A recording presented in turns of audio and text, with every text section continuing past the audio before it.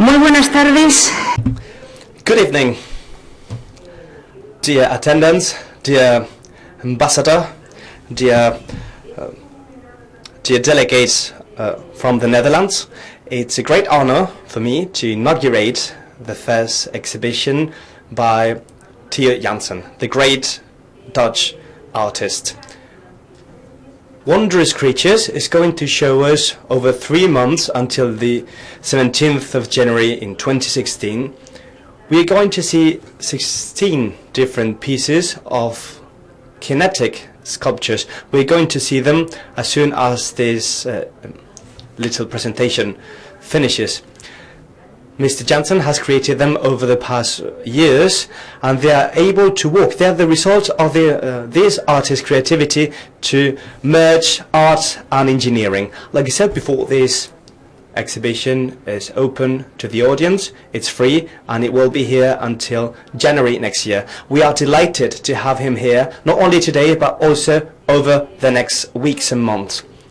This exhibition is obviously aiming at meeting the highest standards in Madrid and in Spain. So without further ado, let's greet and welcome the artist and the main figure here today, Mr. Theo Jansen.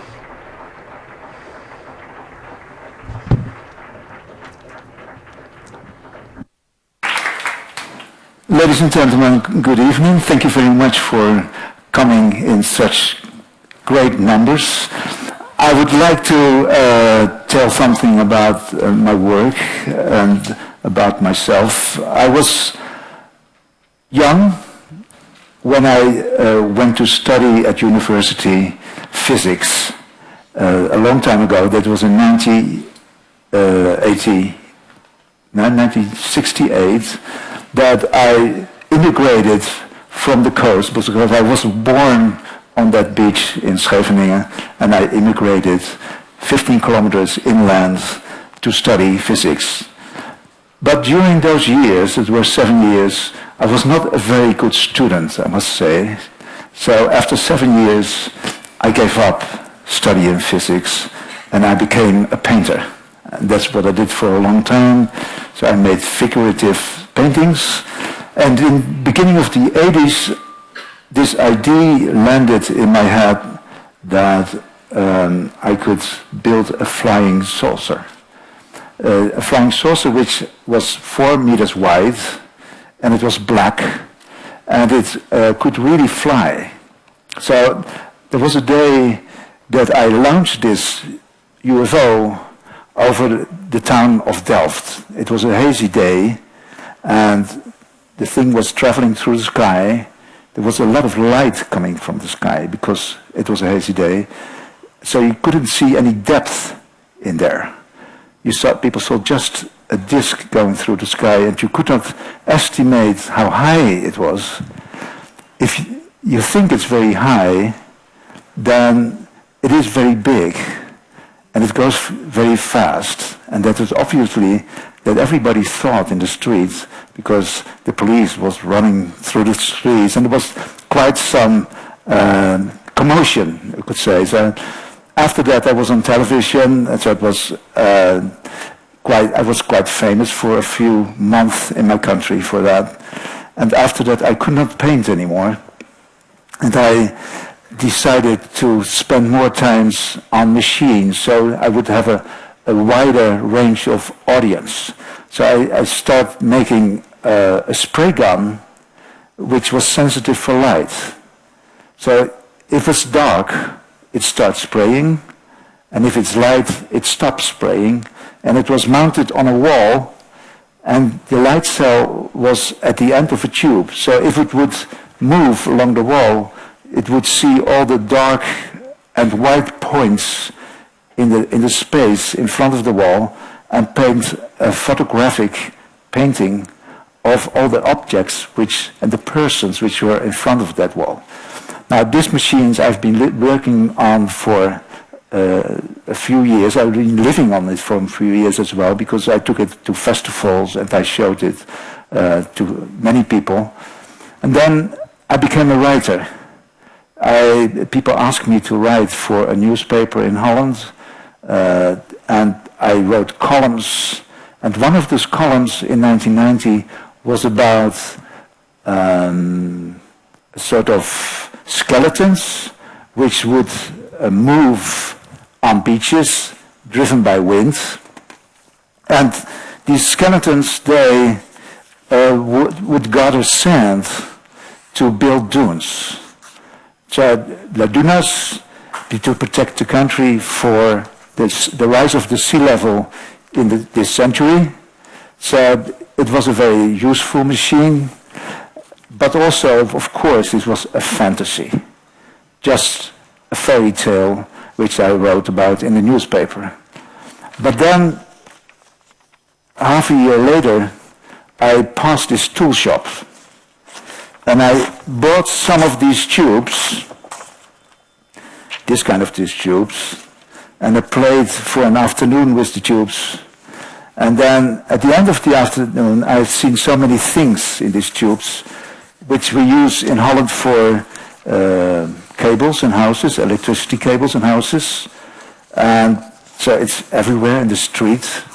Young kids play with it, and that's also how it came into my life. Sorry, I have to start all over again. Because I had a hobby when I was about 11 years old. I used to make this kind of papers. Excuse me. Needs a lot of spit on there. Now every Dutch boy knows what I'm doing now, right? Because this is a national sport. We blow darts in open window.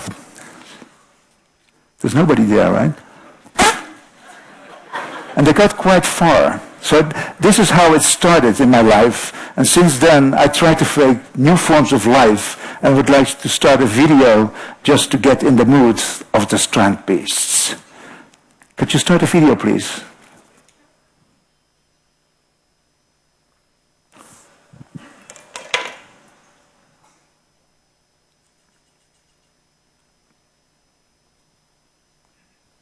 Yes, it's starting.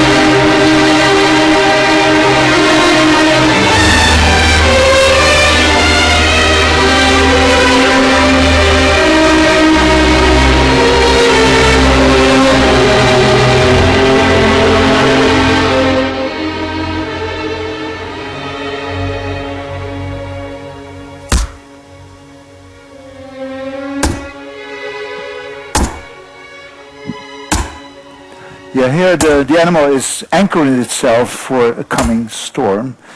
So it beats a pin in the ground to anchor itself. Oh, even more coming. I thought it was finished. Can we stop here? Thank you. So I would like to explain the lag system. Now, obviously, some people cannot see it here, but I'll come to you later. So in the middle of each beach animal, there is a sort of backbone which makes a circular movement like this. Special performance for you here. And you see that this circular movement of the backbone is transformed to a walking movement written by the pencil. Now, as soon as the pencil is on the ground, you see that it draws more or less a straight line. And that means that the animal moves also according a straight line. It stays on the same level. And that's the special way of the walking of strand beasts, is that they don't toss up and down like we do, but they stay on the same level. In fact, that's a very energy-saving way of walking, that you don't toss up and down. That costs all energy. And that's because of the shape of this curve with the flat bottom. Now,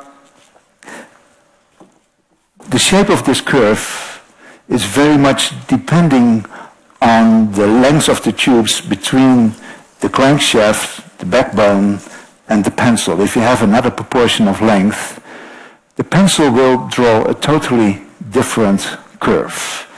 Now, when I started this, I didn't know which proportion of length I needed to get this curve, and that's why I had to write a computer program to define this length of tubes. And then I had to use the principle of evolution in there, so a so-called genetic algorithm, and I wrote it in an Atari computer, and the Atari computer is in the exhibition. So the original computer is there. And at the end of the process, which took about half a year, there came out 13 numbers out of the computer, which were the lengths of the tubes, which I had to use to get this curve. Now this, you could say that the animals, the strand beasts, they walk on a proportion of numbers. These 13 numbers are very basic to the way of walking, and you could see this as the DNA code of the strand beasts. The big secret are these numbers. Now, I published these 13 numbers on my website already a long time ago, and since then thousands of students in the whole world are making strand beasts using these codes, using these numbers. Now, all these students, they think that they are having a good time, that they have fun making this, but the big fact is that they are used for the reproduction of the strand beasts. So these students are used to multiply. And so this is the way the strand beasts are able to multiply. Now this, so you see them now appearing in all corners of the world, little strand beasts made of wood or for aluminum. And so they don't survive very well on beaches, but they survive in student rooms, on bookshelves, and you see them appearing now in all corners of the world.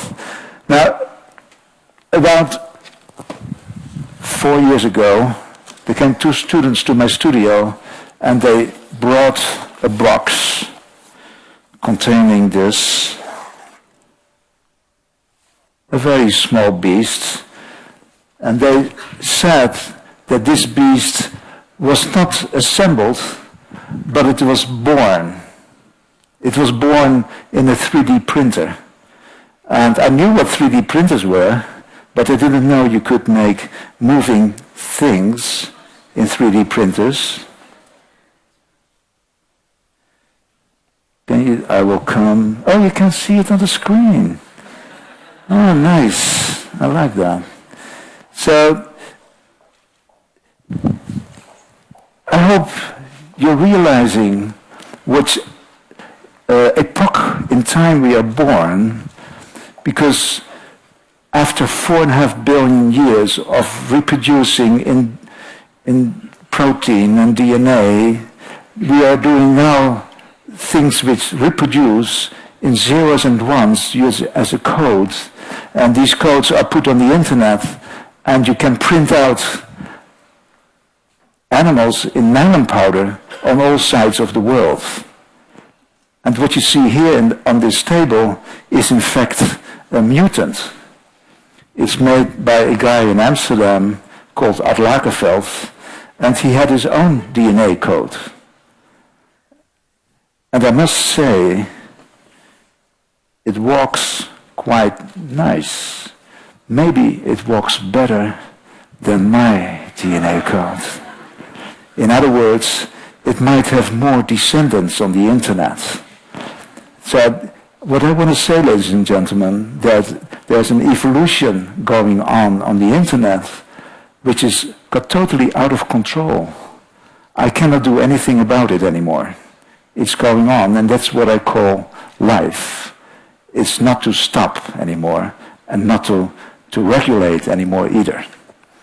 So, if you have any questions, you're welcome to interrupt me, because I like some feedback from you. In the meantime, if you don't have questions, yeah, yes. Noise or sound? Yes, the question is, do they make any sound when they walk? Well, they do. But do they make music? Well, you could see it as music. But, See the bottles? yes? I thought maybe when they walk, if they have different kind of bottles, they can make music as an organ. You know, it works with wind. Yes, well, this is a very good question, because this is something I've been thinking of course, but in the same way I don't want to make music with these things, because I don't want to make nice animals either. I want to make animals which survive. And if they would survive with music, of course, I would give them music. But I don't want to make extra ornaments on them to make them more nice than they are. So it's just, well, I wish I could make flying animals or swimming animals or animals, but my task on my shoulders is to make these animals live on their own before I leave this planet. And that big task, I'm always in a hurry. I don't have time to make music.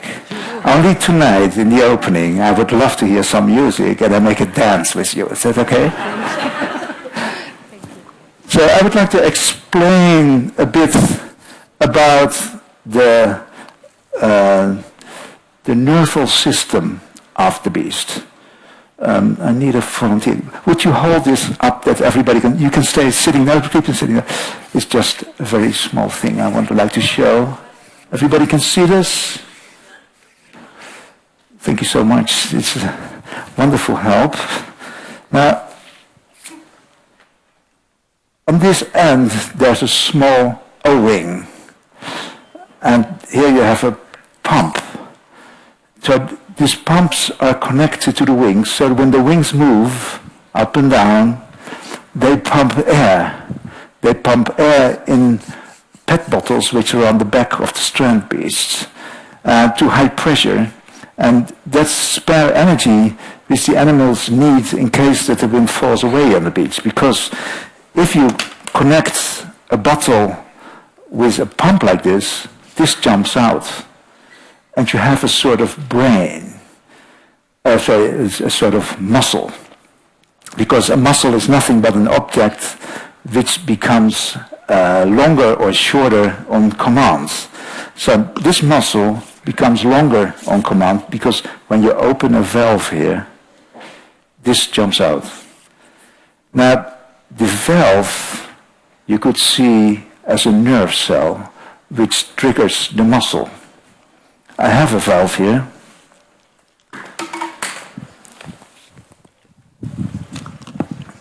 This is a nerve cell. I will explain a little bit. So if I blow air in here, the air goes in here and comes out of here. Goes in here, comes out of here. But if I push in this piston here, it's blocked. So open, close. Now this piston is regulated by another piston. So if I blow on here,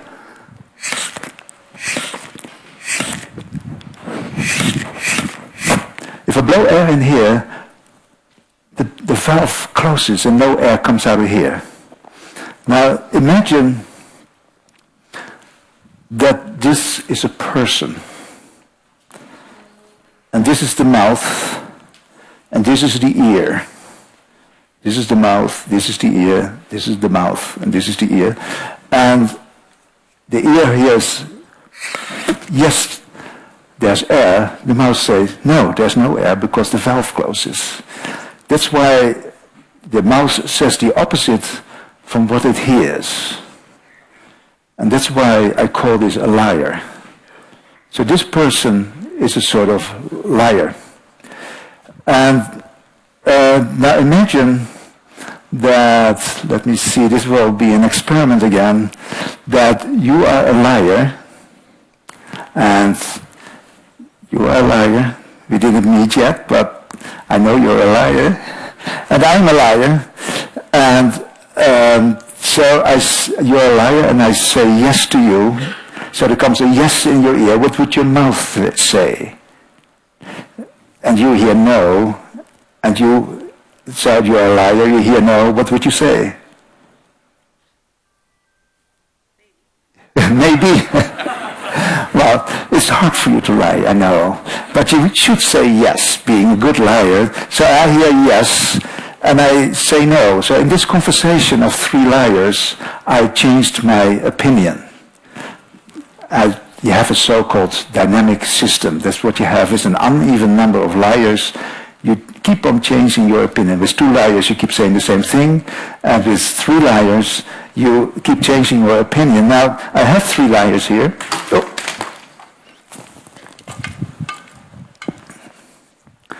So this is you, and this is me. Let's say what they have to say to each other.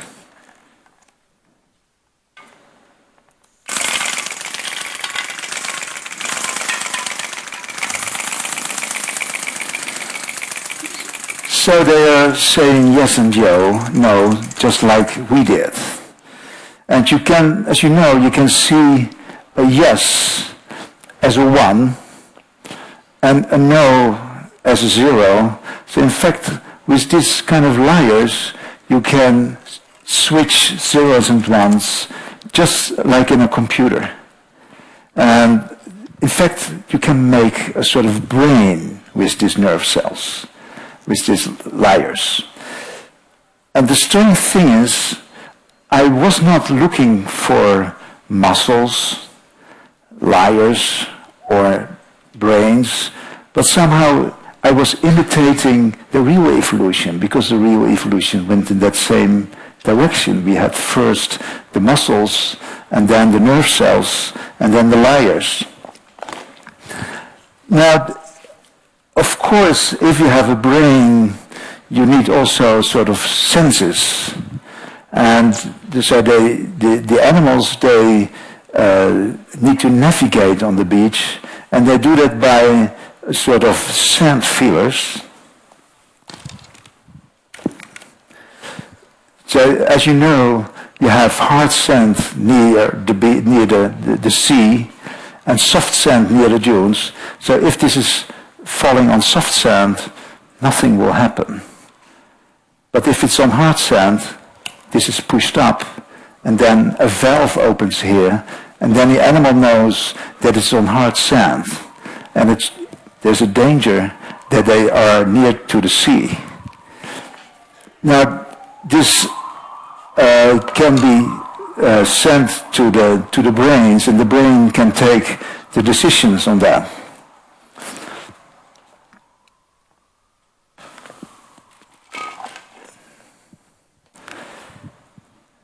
And here we have the water feeler. So this tube is vital for surviving on the beach. It's going over the ground about this height, and it sucks in air all the time. And as soon as it arrives into the sea, it swallows the water and feels the resistance of the water, and then the animals should do something. Now, we're going to try to use the water feeler right now, and I would like to have a brave guy on stage. Pablo, would you be so kind to be the brave guy of the night? But I would like you to put... Right? Oh, the glasses. No water at all. Oh, yeah, you put in the water. My charming assistant puts in the water. Because we need a sea, and this represents the sea. Here are your glasses, because I don't want to hurt your eyes. Could you hold this and put this down? Only say what do what I say, okay? Okay. You hold the thing, and so there's pressure in these bottles, and as soon as I open this valve, it's going to move, and it's going to suck air through this tube. First I have to loosen it a little bit, so, and we need a sort of indicator that, so as soon as we put this in the glass of water, that there should happen something. Now, what is going to happen is that I connect the lyres, where are they? Here. I connect the lyres with the water feeler. Let me see where I have to connect it. Yes, here.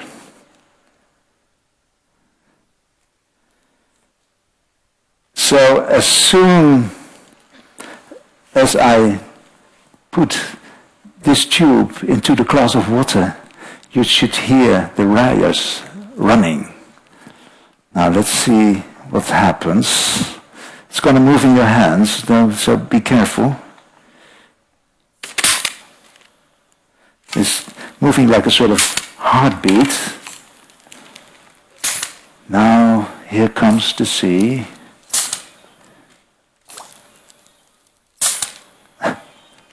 Come on. Well, the water feeler just works in 50% of the cases. Let's see if it works now.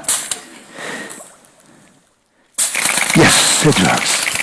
It still had to exercise a little bit. Okay, there's now still water in this thing. Now we put it in again. Come on.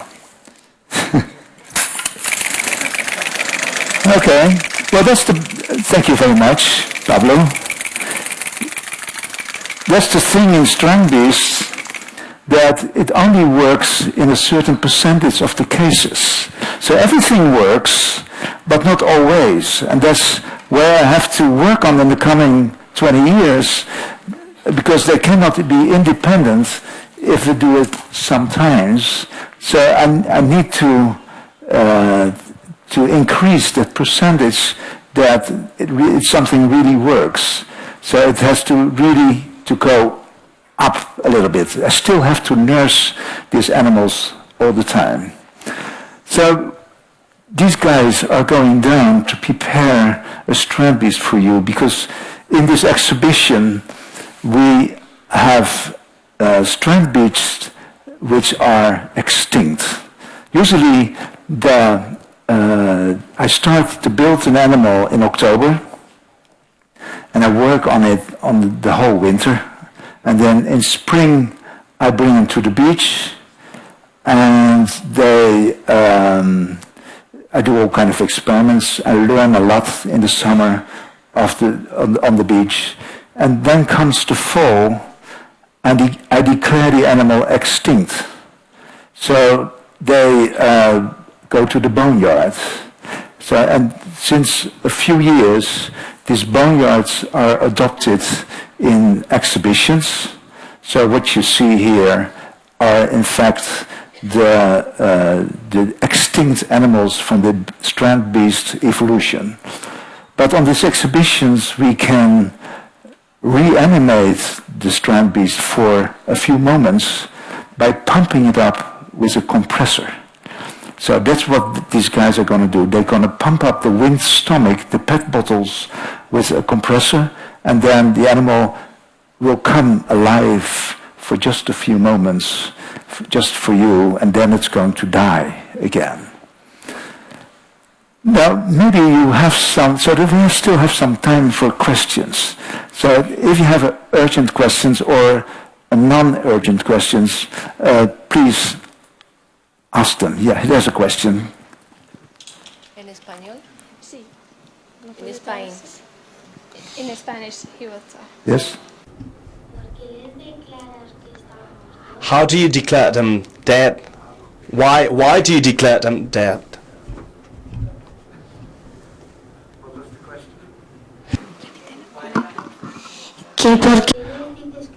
Why do you declare them dead?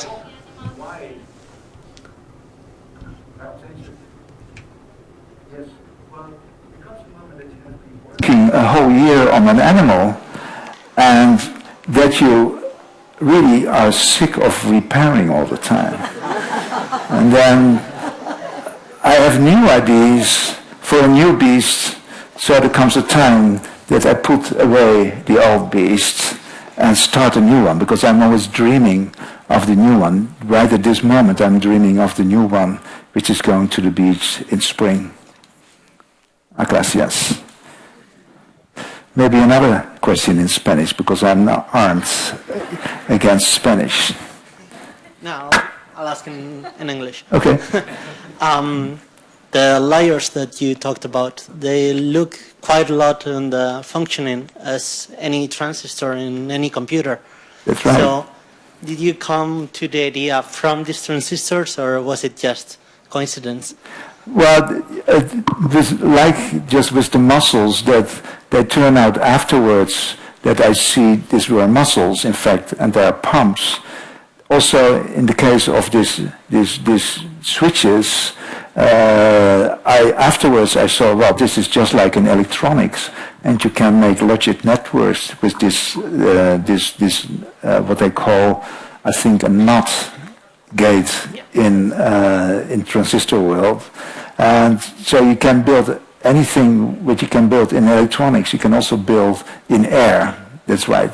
And so that's what I'm using as well. As you notice in the animals downstairs, there's also an RC network. Nobody knows what that is, but you know what it is, right?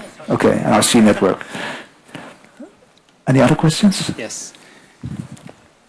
¿Qué futuro tiene? What's the future of a species that cannot reproduce itself, that cannot recycle itself?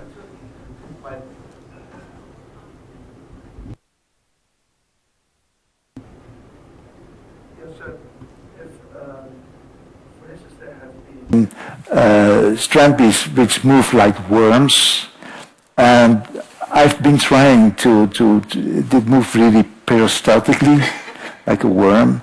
And the big advantage of these animals would be that they could swim on the sea, so they don't have to be afraid of water. But they didn't walk very well on sand, so that became a dead-end street in evolution. So I have many branches on the tree of evolution which didn't renew anymore. They were just really extinct, and they don't make new worms anymore. Maybe later, when there comes a new idea, then I might make a new worm, but for a while, this branch will be just cut off. Was that an answer to your question? Yes. Yeah. Another Yes? question. Yes?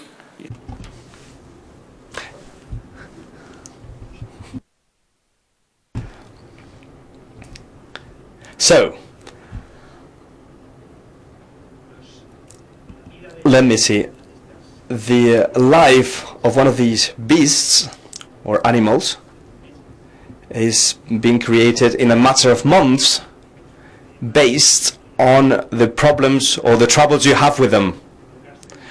Could some of those beasts live longer than 1 year? That's my first question. And I have another question, which is, those problems you find with the creatures are just design problems or mechanic problems, or the problems you find are because you want to create new things and forget about the old things? But the thing is that it sounds like I have a plan. I don't have plan. Well, I have plans, but usually my plans fail. So usually I go to the beach in spring with a plan, very optimistic. Well, okay, now we're going to do this. And then something happens. The tubes, they protest. They don't want to do what I want to do. And they push me in another way. So at the end of that day, I go home a little bit disappointed, of course. And I go to sleep, and the next day I wake up with a new idea, which is based on the experience of the day before. So you could say that the path is very curly, very capricious, and not to predict. You cannot predict where you're going. And at the end of that road, you could say that none of my plans succeeded. It were all the tubes which dictated what I had to do. And another effect of that is that when I look at the animals when they're finished, I'm surprised myself how beautiful they became. And I didn't try to make beautiful animals. They just, and people praise me for the beauty of the beasts, but I don't really feel responsible for that.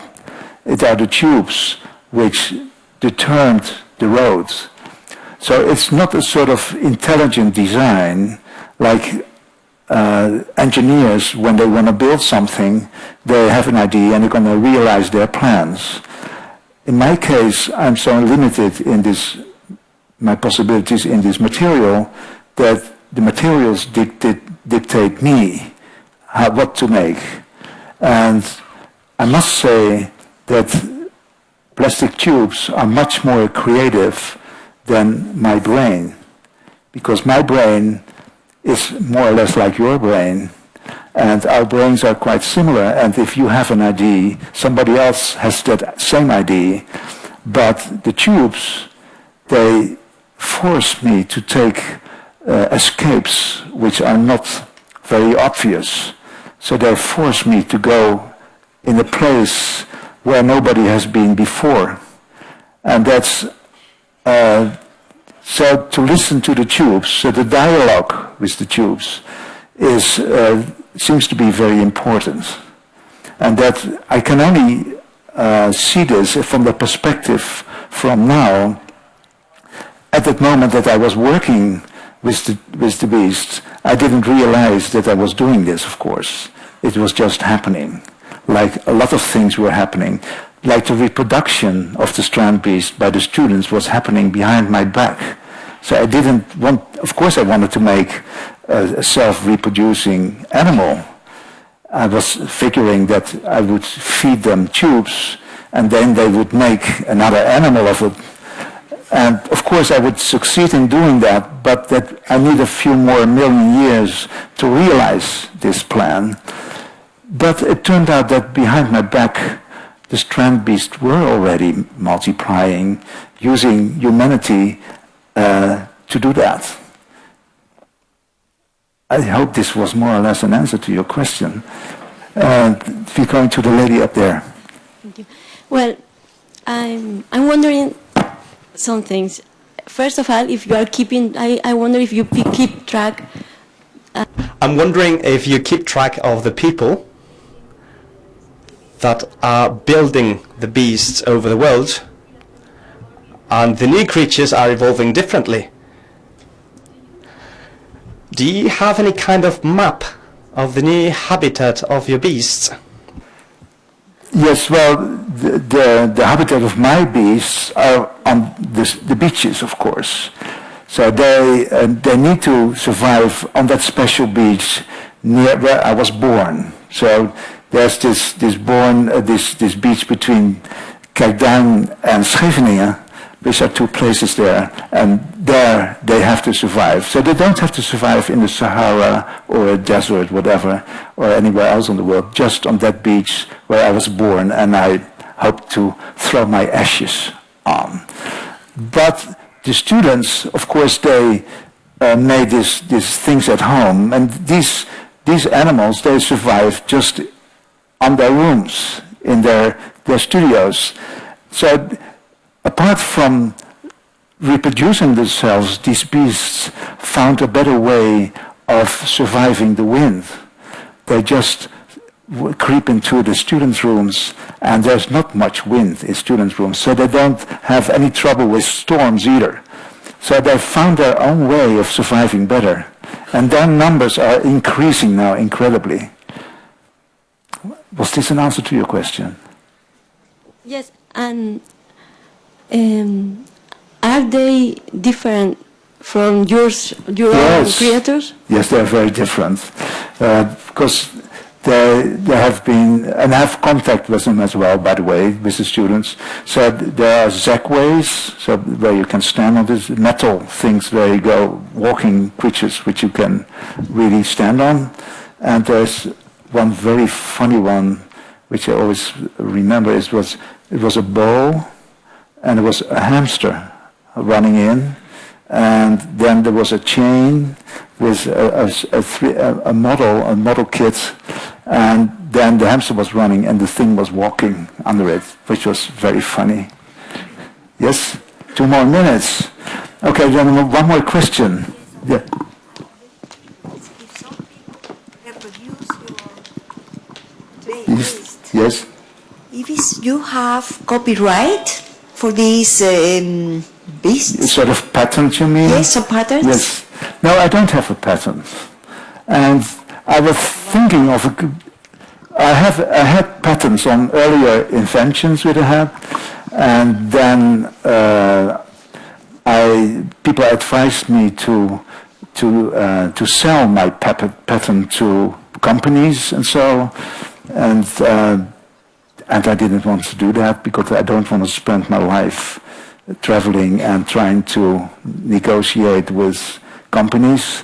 So when I invented this lag system, I decided just to give it away and just put it on the internet. So all the students which are now producing and using this code, of course they don't pay me money, but they made my work quite well known on the world, and nobody can produce now this lag system and say that they have invented it.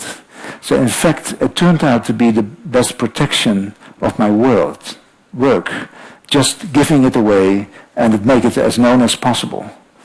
And I earn money, don't worry about that, because there's a Japanese company who produced model kits, so assembly kits where you can build your own strand beasts. And they have sold 60,000 of these in Japan. So you could see that also as the self-reproducing strand beasts, the model kits and the 3D printed kits. So it was a better way.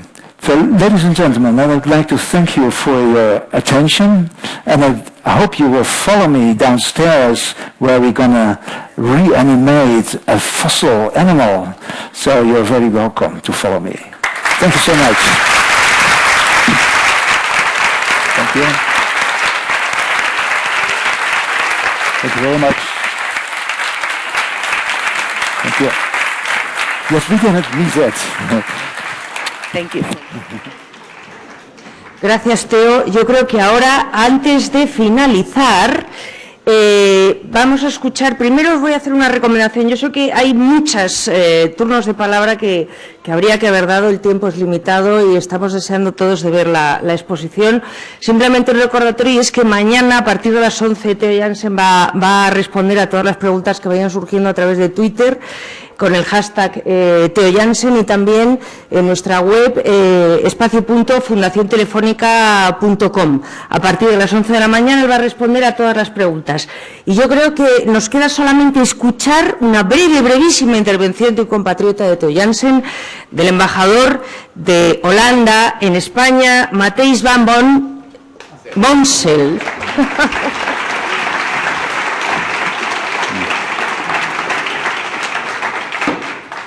Theo, si puedo hablar en español unas palabras, porque estamos en España y somos una minoría de 4 o 5 personas holandeses o extranjeros, pero el público aquí aprecia enormemente lo que has hecho. Tenemos aquí en el Museo Reina Sofía una exposición grande de Constant Nieuwenhuis, que ha creado un mundo que se llama Nueva Babilonia, que son criaturas preciosas, 3-dimensionales, pero no se mueven. Tú has hecho Nueva Babilonia que se mueve, y eso es algo que me parece no extremadamente novedoso, sino en una tradición holandesa, si me permites. Había hace 400 años, en 1600, un ingeniero como tú, que construía un barco con ruedas que se movía por la misma playa donde tú trabajas, y ese barco era entonces una vagona, ¿cómo se dice? Un coche, pero con velas, y se movía de esa manera. O sea, tú has combinado, y eso es único, las criaturas novedosas de Constant y su Babilonia, y lo has combinado con esta idea de hace 400 años de hacer algo con el viento. Y la combinación absolutamente es única, y estoy muy orgulloso aquí con los españoles y los holandeses, y te agradezco también la manera de evolución que has dado a estas criaturas. Ahora vamos a verlos moviéndose, y muchas gracias.